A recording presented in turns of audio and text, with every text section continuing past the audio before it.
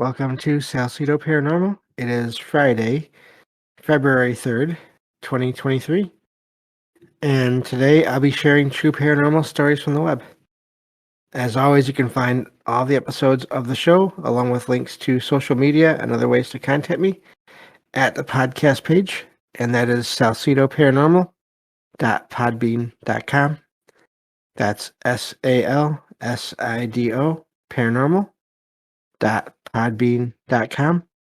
Always happy to hear from you all, whether you have comments or questions or topic suggestions or stories of paranormal experiences, whether they're your own or from others that you trust. Happy to either read those or have you join me on the show to talk about them. And I have two stories for tonight. Plan is, excuse me, do this tonight and then news tomorrow. And then we'll go from there. Hopefully next Thursday will be Lovecraft, since I was not able to do that this week.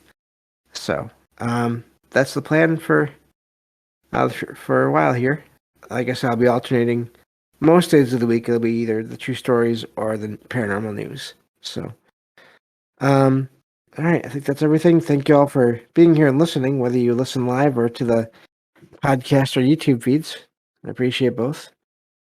So let me get to the story here and we will start. This first story says, I live with my friend and I was in my room and all of a sudden I heard one knock on my wall. So I immediately got up and went to her room. I knew she'd be awake. Excuse me, because we both have bad sleep schedules. And before I reached her room, she texted me that she also heard a knock on her wall and that she was freaked out as well.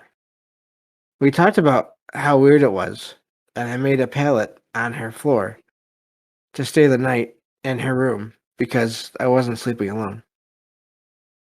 Eventually, she fell asleep, and I was trying to go to sleep. But I saw 3 orbs in her closet all at once. I've never seen orbs before in my life, or anything paranormal, except for when I was a child. I closed my eyes and hid under my blankets like a kid because I didn't want to see anything else. So that's the end of the story. It's somewhat short, but there are things there, common sort of patterns, but usually not all happening at the same time like that, it seems anyway. The sound, it's starting with a sound that was heard in 2 rooms. I wonder how, the question would be then, how thick is that wall? Because if it's a really thick wall or if it's really well insulated, you might not hear a knock from one room to another.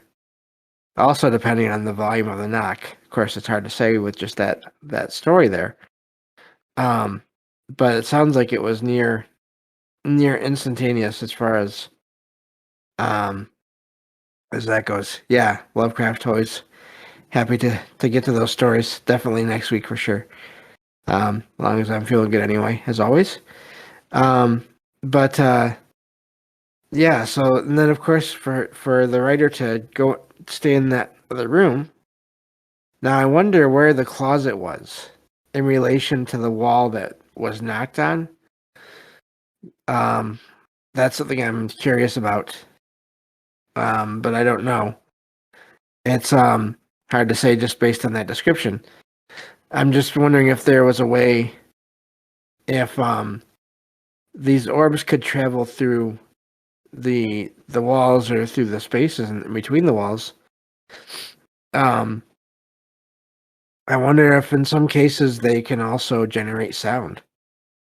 If they're energy and if they interact with things, I wonder if that could do that. Or if it's just 2 different things. And they could still be connected. I wonder if someone was trying to get one or both of their attention. It's just hard to say for sure, and it's hard to figure out why. But neat story there, and of course at the very end, this happens so often with these events when you don't know where else to go, or there is nowhere else to go, to just close your eyes and or put the covers over your head and to try to fall asleep. I had that with one of my experiences when I was a kid. I've talked about it before in the show. Did a couple episodes on just my experiences, and it was where I saw this this light that was the shape of a person that was I was at my cousin's house, and it came through, basically passed through the door to the bedroom and hovered right in front of me. There's more details to that story, but the bottom line is there was no other way out of the room. So I ended up just closing my eyes to everything and just trying not to look, and eventually I fell asleep. And I don't know how that works, that people can do that, but they do all the time in these stories. So, fascinating story there. So many different little elements. Hard to say what was going on, but that I've heard, we've all heard, I'm sure, stories of orbs and knocks and bumps. Not too often, though, do you get them together. That was the other thing. You don't always hear about them happening at the same time or around the same time like that. At least I can't think of any exact examples of that happening.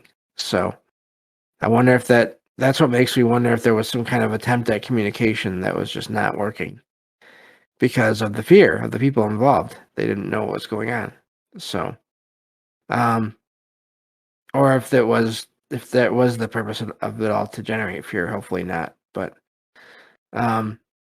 yeah. So that was the first story, and it's hard to say what was going on there. So, but anyway, so I have a second story here, and let me get to that. Let's see here. Okay. I missed it, I think. Let's see here. Oh yeah, I did. I scrolled right by it. Went too far. I have these stories all in just files, so it's if I scroll too far, then I'm getting to stories I've already read. So anyway, so this next one says, around 11 p.m. last night, I was in bed with my 3 dogs, while my husband was in the shower. For about 30 seconds, I heard a relatively loud sound that I can only describe as sonic. It was one tone, slightly warbling, and came in waves. It came from above my head, almost in the right corner of a wall that is exactly 150 degrees southeast. When I looked up, I saw purple waves coming from the ceiling in my mind's eye. Only one of my dogs heard it and freaked out. I looked out the window, and nothing was there. What could this be? This is not my first encounter with the paranormal, so I am confident what I experienced is exactly what happened. So again, another short story, but the